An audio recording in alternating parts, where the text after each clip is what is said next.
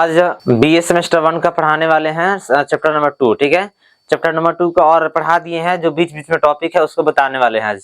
तो है कि टॉपिक आज का है कि पृथ्वी की उत्पत्ति से संबंधित सिद्धांतों के साक्ष्य, मतलब पृथ्वी की उत्पत्ति कैसे हुआ, क्या क्या कॉन्सेप्ट दिया गया, क्या क्या सिद्धांत दिया गया, इसके बारे में एविडेंस चाहिए। ठीक ना, मतलब क्वेश्चन में यही है कि टॉपिक में कि पृथ्वी की उत्पत्ति से संबंधित सिद्धांतों के साक्ष्य के बारे में मतलब जानना है। ठीक है, तो देखते हैं क्या क्या सिद्धांत दिया है। तो पहला इसका आंसर है कि विद्वानों ने पृथ्वी को ठोस, द्रव और गैस तीनों माना है।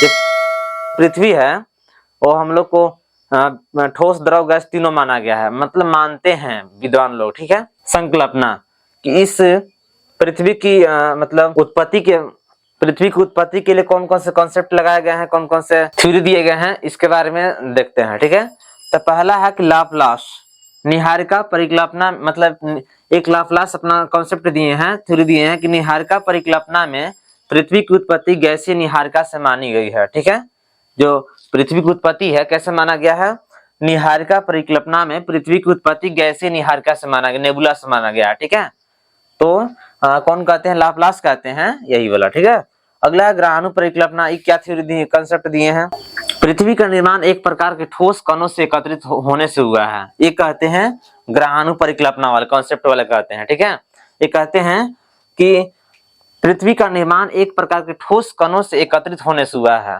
ठीक है, ये मतलब अलग अलग कॉन्सेप्ट इनका है। अब इतना जानने मतलब ये पृथ्वी की उत्पत्ति का एविडेंस रहा, सिद्धांत या कॉन्सेप्ट जो भी है रहा।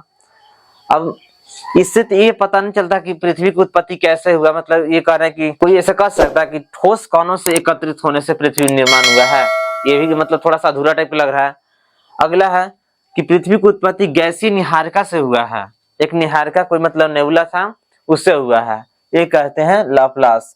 तो ये सब जो थ्योरी है उतना मतलब 100% नहीं बैठता है, 50% भी नहीं बैठता है, तो ये मतलब अच्छा से जानकारी नहीं मिल पाया पृथ्वी के आंतरिक के बारे में। ठीक ना, अब देखते हैं प्राकृतिक साधन। ऐसे तो अभी तक पृथ्वी के आंतरिक के बारे में पूर्ण रूप से मतलब उसका मतलब अच्छा से मिला नहीं है, क्या क्या है उसके अंदर। अगला देख लेते हैं क्या क्या चीज दिया है, प्राकृतिक साधन आंतरिक के, मतलब पृथ्वी के आंतरिक जानने के लिए क्या क्या चीज अंदर है, तो हम लोग देखेंगे अगला टॉपिक क्या है कि प्राकृतिक साधन क्या क्या से जान सकते हैं हम लोग हैं। तो पहला ज्वालामुखी उद्गार, ज्वालामुखी उद्गार है। ठीक है, ज्वालामुखी उद्गार से पृथ्वी के आंतरिक में पड़ने वाले दबाव अत्यधिक दबाव के कारण ऊंचे तापक्रम पर भी सैले पिघलते नहीं है। ठीक है, सैल क्या होते हैं, पिघलते नहीं है।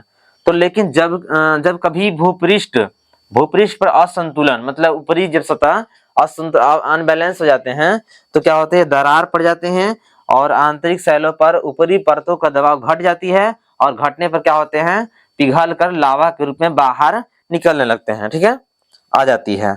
ये सब है मतलब ज्वालामुखी उद्गार का। पृथ्वी के जो स्थल है वो मतलब बराबर नहीं है, कहीं कमजोर है तो कहीं पत्थर है, कहीं पहाड़ है। तो वैसी स्थिति में जहां निकलता है ज्वालामुखी लावा निकलते हैं जहां धरातल कमजोर हो। ठीक है, ये है। ठीक है, अब है कि डबल पृथ्वी लिखा गया है, लावा पृथ्वी कि कितने अंदर पाए जाते हैं। ये क्वेश्चन बनता है कि लावा कितने अंदर से निकलते हैं। ठीक ना, तो जो लावा है 50 किलोमीटर अंदर से निकलते हैं।